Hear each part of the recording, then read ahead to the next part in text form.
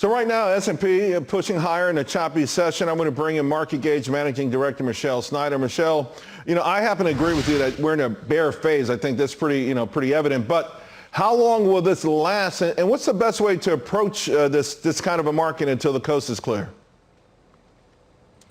Well, let's do good news, bad news. So we'll start with the bad news. The bad news is that very typical of a stagflation period, which clearly no one will deny we're in right now.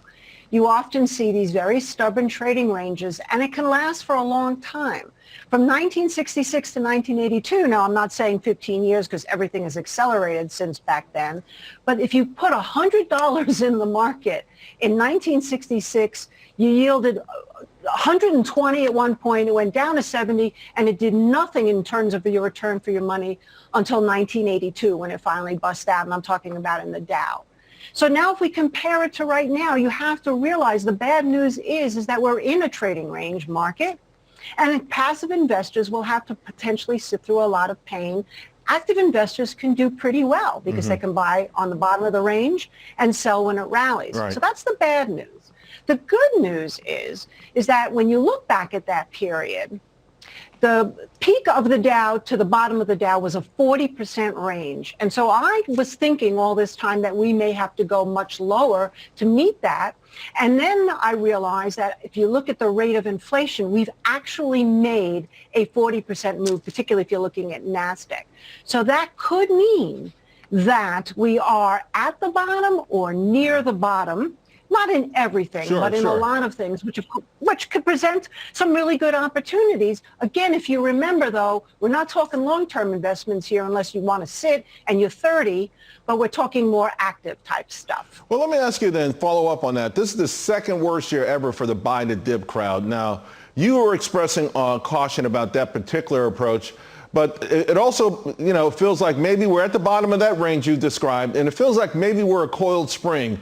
What happens if we somehow get out of this? What would take us out of that? Well, one of the things I like to look at is junk bonds. We've talked about this many times because the bond traders somehow know sometimes ahead of time. And right now, the junk bonds have been basically trying to bottom here. If they don't, I would certainly not think we're ready for coil. But if they do, we get through the Fed meeting tomorrow without a lot of damage, then I would say it's probably a good time to look at some of the sectors that have good lows here that you know right away if you're wrong. So that's why we're looking at semiconductors potentially, which are actually doing a little bit better than some of the other sectors right now. We're looking at solar. We're looking at cannabis. We're looking at some country funds like China, which could have actually bottomed out.